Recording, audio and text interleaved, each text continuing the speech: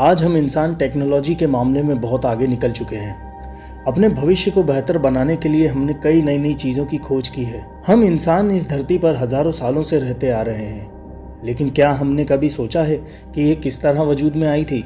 इस बात में कोई संदेह नहीं कि हम अपनी धरती से कितना प्यार करते हैं, लेकिन वास्तव में हम जिस धरती पर रहते आ रहे हैं इसका निर्माण कैसे हुआ होगा? आज से लाखों अरब साल पहले ये किस तरह वजूद में आई थी? ऐसे कई सारे राज हमारी धरती पर मौजूद हैं, जिनका समय समय पर वैज्ञानिकों द्वारा पता लगाया जाता रहा है। आज हम जिस नीले ग्रह को जानते हैं वो लाखों अरब साल पहले कैसे अस्तित्व में आया होगा? लाखों अरब साल चले धरती के इस जीवन चक्र में वे कौन कौन सी घटनाएं थी जिस वजह से ये धरती का निर्माण हुआ होगा? हमारे सौरमंडल के 9 ग्रहों में हमारी धरती ही ऐसा ग्रह क्यों है जहां जीवन इतना फलता फूलता है? हमारे जीवन के लिए सबसे महत्वपूर्ण चीज़ पानी है, लेकिन जहां अन्य किसी ग्रह पर पानी मौजूद नहीं है, वहीं इस धरती पर पानी कैसे आया होगा?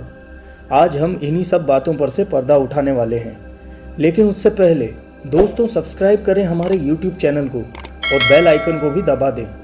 बिग बैंग के बाद ये ब्रह्मांड बेहद तेज गति से फैलता चला गया। माना जाता है कि जितनी तेजी से प्रकाश हम तक पहुंचता है, इसकी गति उससे भी तेज थी। इस विस्फोट के बाद बेहद तेज गति से हाइड्रोजन और हीलियम जैसे गैस के पदार्थ ब्रह्मांड में तेजी से फैलते चले गए। इन पदार्थों के प्रत्येक कण में अपनी एक ऊर्जा होती है, जिससे ये कण आपस में एक दूसरे को अपनी तरफ आकर्षित करते थे।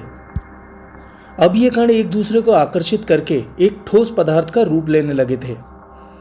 इन कणों में जो सबसे भारी कण थे वो आपस में मिलकर तारों का निर्माण करने लगे, जिसे सूर्य के नाम से जाना जाता है।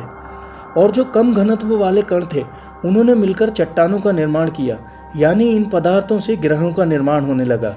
हमारी पृथ्वी भी ऐसी ही चट्टानों वाला ग्रह है।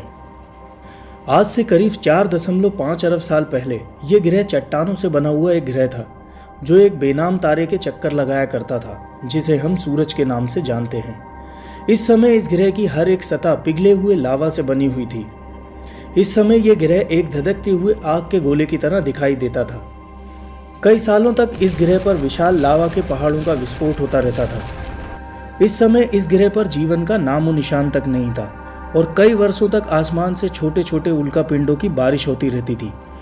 काफी समय तक ये प्रक्रिया इसी तरह ग्रह पर चलती रही और इस तरह चट्टानों के इस गोले ने एक ग्रह का रूप लेना शुरू कर दिया था।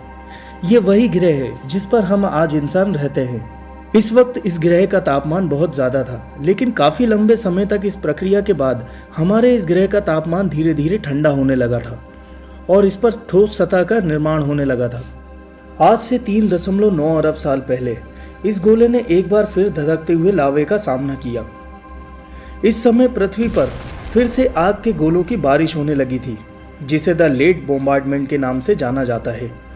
इस बार इस धरती पर केवल छोटी चट्टानें ही नहीं, बल्कि इन छोटी चट्टानों के साथ साथ उल्कापिंडों की बारिश भी होने लगी थी।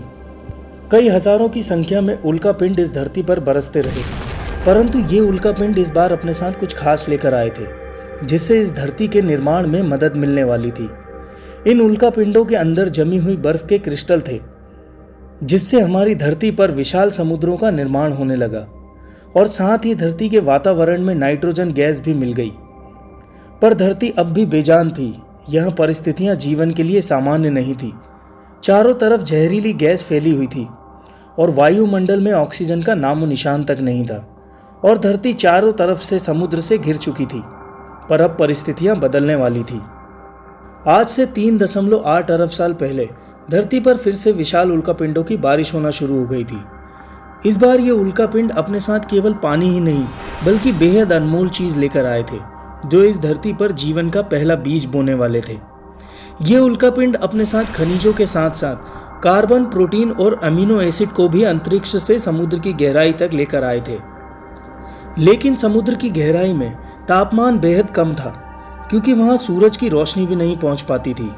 इस गहराई में छोटी छोटी प्राकृतिक चिमनियां मौजूद थीं, जो गहराई में भी पानी को गर्म रख रही थी और इसी गहराई में जीवन का पहला बीज पनपा। यहीं पर सारे मिनरल्स और केमिकल ने आपस में अभिक्रियाएं करके जीवन का पहला बीज बोया और इस तरह जन्म हुआ धरती के पहले एक कोशिकीय जीवों का। ये जीव एक तरह के बैक्टीरिया थे, जो समुद्र की गहराई में बेहद तेजी से बढ़ने लगे और समुद्र पूरी तरह से इन एक कोशिकीय जीवों से भरने लगा। आज से 3.5 अरब साल पहले इन बैक्टीरियाओं की संख्या इतनी बढ़ गई थी कि ये आपस में जुड़कर इस प्रकार के पत्थरों जैसी संरचनाओं में बदल गए थे, जिसे कहा जाता है स्ट्रोमाटोलाइट। ये एक चट्टान की तरह दिखने लगे। ये इन बैक्टीरियाओं की पूरी बस्ती थी। ये बैक्टीरिया सूरज की रोशनी को भोजन के रूप में बदलने लगे और इस प्रक्रिया को हम प्रकाश संश्लेषण के नाम से जानते हैं। इस प्रक्रिया में ये एक बाय प्रोडक्ट को निकालते थे जिसे ऑक्सीजन कहा जाता है। इन्होंने सबसे अनमोल चीज़ का निर्माण किया था जो आने वाले जीवन के लिए बहुत वरदान साबित होने वाली थी। वास्तव में इसके बिना कोई धरती पर जीवित ही नहीं रह पाता। करीब 2 अरब सालों तक धरती के वायुमंडल में यह ऑक्सीजन तेजी से बढ़ती रही। आज से 1.5 अरब साल पहले इस धरती पर केवल छोटे छोटे द्वीप थे जो चारों ओर समुद्र से घिर चुके थे। लेकिन फिर धरती की क्रस्ट में हलचल शुरू हुई, जिससे धरती की सतह कई टेक्टोनिक प्लेट में टूट गई, जिसके कारण सभी छोटे छोटे द्वीप आपस में जुड़ गए और बड़े कॉन्टिनेंट का निर्माण करने लगे, जिसका नाम था रोडिनिया। इस वक्त धरती का तापमान 30 डिग्री सेल्सियस था और धरती का एक दिन 18 घंटों का होता था। आज से करीब 54 करोड़ साल पहले इस समय समुद्र के अंदर जाने पर हमें बिल्कुल अलग ही दुनिया देखने को मिलती है।